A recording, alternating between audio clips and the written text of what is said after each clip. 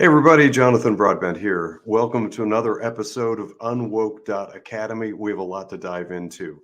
First, I'm going to start off with discussion of the new schedule and the new look, the new format and objective.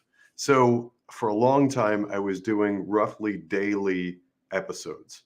That was, I'll tell you what, that was a tough schedule to maintain, doing 5 per week of these and putting together what I hope you found to be meaningful and interesting content. But I learned something along the way by going back and taking a look at what people found most interesting.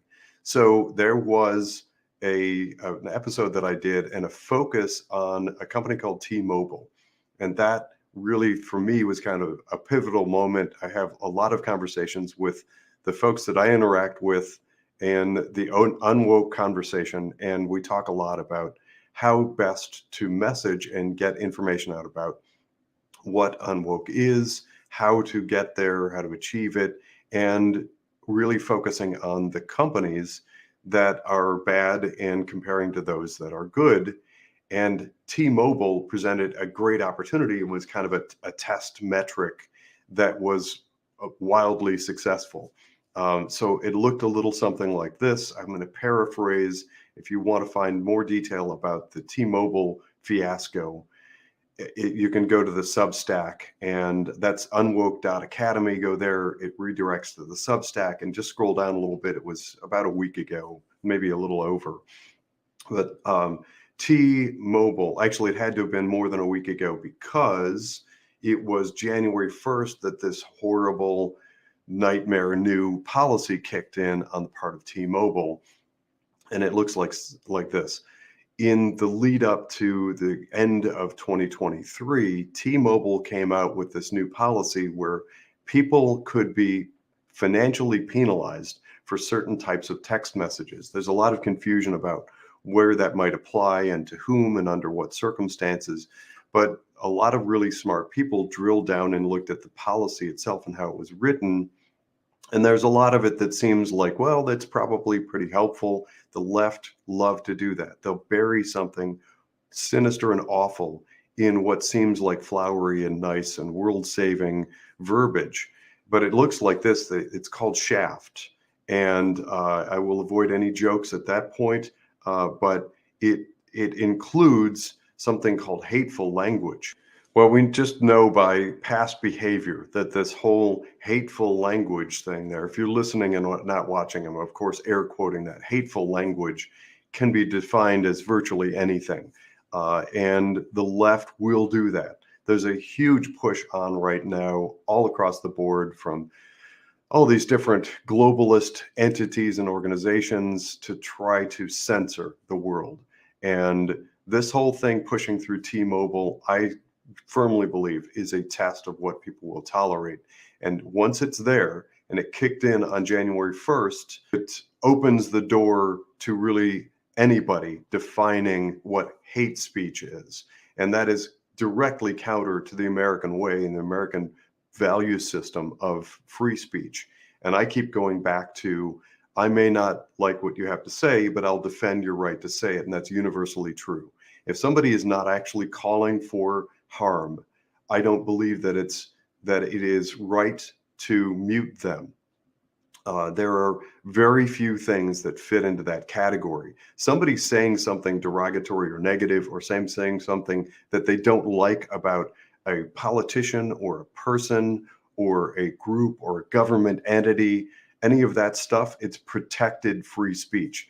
So I suspect and I encourage some legal action against this. But in the meantime, I released that thing and came out with conversation about T-Mobile and encouraged people to look at groups like Patriot Mobile. So Patriot Mobile, I believe, kind of has the chops to stand up against that sort of thing. I certainly hope so. But that episode, that discussion went kind of wildfire for us. It was probably a little bit more than triple our usual activity. So that tells me that people are really interested in topical content. So I've devised something. Bear with me here for a second, buckle up, because you know me, I can't do some simple plain vanilla thing. I put a lot of thought, time, energy, effort, research, data, you name it, heart and soul, into what I believe will be a huge new thing for UnWoke. Here's what it looks like. I have started with the list of people who've expressed interest in UnWoke.academy, starting way back a long time ago when I was just doing a newsletter. There are a lot of people that signed up for that. And I have a contact database and I've stayed in touch with those people. Some actually, it turns out, have moved on from the newsletter format and follow this. To those of you who do, thank you very much. Glad to have you in social media, video, podcasting, content world. Some have not, but then occasionally we stay in touch via phone call or that sort of thing. And starting with that list, I'm reaching out to 100 individuals and 100 businesses. My vision is walking them through individually, personally, hand-holding, walking them through becoming UnWoke. That means everything in their financial life. We're going to look at all the investments, all the holdings, where the kids' 529 plans are, where the IRA is invested, where the 401k is, and what the options in the 401k plan are, all of it, where the banking is done. And I'm going to provide tailored, customized guidance to those 100 families or individuals. And everything I do, each step, each initiative we take, everything that we find, I'm going to share with you. They remain confidential, so you won't know any names, but you're going to know about families, their kids, how they're invested, what their 529 plan looks like, what their 401k, what their 403b, all of that stuff. They're giving approval for me to step-by-step share with you what that looks like. And my hope and expectation is that these videos get shared out and people realize it's really not that hard to take those couple of steps, kind of like the people out there that encourage, and I think there are a lot of them, I love them actually, the people that talk about nutrition and say, look, it's really not that hard to switch from fast food to this yummy, delicious food that you can make yourself or whatever. Or these, like the meal kits. I've tried some of those. Some of those are actually pretty good. Whatever the solution looks like, there are people out there that advocate for healthier life and lifestyle. And the vision for UnWoke is to take that step and do the same sort of thing for individuals and do it publicly with a lot of sharing. So, and it's, you know me, I kind of will get a kick out of drilling down and getting into the weeds of the minutia and details of that financial life. I've already got some feedback verbally from some people, and I'm able to piece together some things that are being done that I know for sure. When I reveal it to them, they're going to be very upset about. But better to be upset now and learn where you're being controlled and manipulated and taken advantage of, and a better way of doing things. So that's the 100. There's also 100 businesses. So I'm reaching out to my network of companies that I connect with, am involved with. I've done all kinds of consulting for law firms, accounting firms, you name it, and have done lots of different little audit pieces for things like 401k plans. That's my area of expertise. I'm referred to as an ERISA subject matter expert. You don't need to remember what that is, but for accountants, human resources departments, CFOs, CEOs, law firms, that resonates. They need that type of work. And I'm going out to that network, and I plan to find 100 companies with a workplace retirement plan. And I'm going to retool and revamp that to give access to the employees to some non-woke collection of investment options. So their 401k, in other words, is not going to be entirely captive any longer to the woke left, funneling all of their hard-earned dollars and their retirement investment savings into the woke left. To put a finer point on that, we have trillions of dollars that goes into things like 401k plans, And unfortunately for us, the left view it like shooting fish in a barrel. And unfortunately, they're right, because they can put all kinds of different cute sounding names on mutual funds. And we might see a variety of different mutual fund names on the list, but behind the scenes, a lot of them are kind of common ownership, and a lot of what's ultimately invested in is the same thing. So to put an even finer point on it, you might find, and we're going to uncover through these steps, somebody that might have a 401k plan. This is just a hypothetical, but they might have a 401k plan, and we might have a statement, and we black out all the personal information, can't view anything personal about the individual, but we're going to look at the investment options. And then I'm going to drill down and see what those investment options are actually investing in. So you might have 8 different mutual funds you're buying. In every paycheck, you're putting a lump in and feeling, hoorah, this is great. I'm putting money aside for my retirement. But when we find that, again, speaking hypothetically, because we haven't done our first case yet, but what if we get to the point where we realize that 85% of that money is being funneled into the Chinese Communist Party? In my opinion, it's really difficult to discern because the Chinese Communist Party has so much control within the country. There's actually very little free enterprise that I'm aware of. But it also means that that's money that is steered away from the West and into communism. It is propping up and funding China. And that's just a starting point. So what if we find that the remaining 15% is actually invested in a whole bunch of globalist companies? And so using Target as an example, what if you have 8 different mutual funds that you're kind of putting some money into with each 401k deposit, but those 8 are each taking a big lump of that money and all putting it into Target? So then we're going to pull out of there what percentage is actually going into those companies that you may not want. And I might even see if we can attach a dollar amount. So let's say, again, these are hypotheticals. We haven't done our first case yet, but let's say that we have somebody that has saved up $250,000. And then we figure out that 210,000 of that is directed outside of the United States and primarily into China and a few other countries who have become adversarial to the United States recently and are doing some things that are actually very, very harmful to us, our value system, and our economy. And then what if, of those 8 or so different investments they're in, we figure out that 10,000 of the remaining money is invested in Target, for instance?